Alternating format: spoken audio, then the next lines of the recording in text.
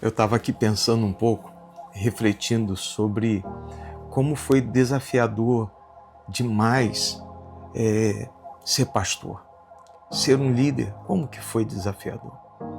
Porque eu olhava para mim e eu não via em mim nenhuma capacidade. O interessante é que eu era confrontado com o chamado e eu ficava em dúvida. Será que realmente eu tenho chamado? Porque eu não me sinto capaz.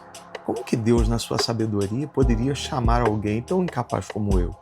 E aqui está o ponto. Deus, na sua perfeita sabedoria, Ele chama, Ele vocaciona e Ele capacita. E é interessante isso demais. Sabe, apóstolo Paulo, ele diz que nós não devemos ter uma visão desequilibrada de nós mesmos, nem além e nem aquém.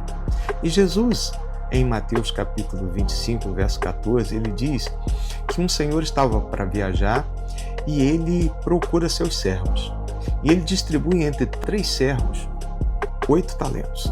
Ele dá 5 àquele que havia adquirido mais capacidade ao longo da sua jornada, e aquele que tinha uma média capacidade, ele deu 2, e aquele que tinha uma pequena capacidade, ele deu 1.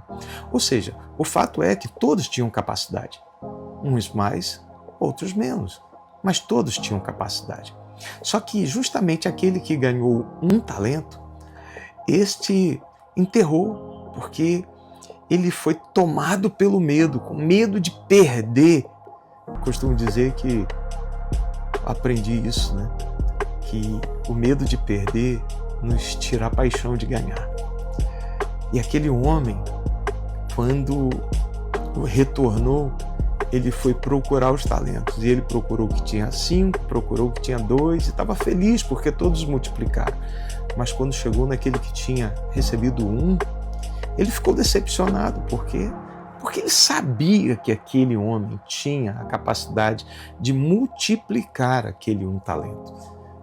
Mas ele não fez, porque o medo apavorou seu coração de tal forma que ele tinha medo de ser reprovado, ele tinha medo de não ser aceito, ele tinha medo de perder.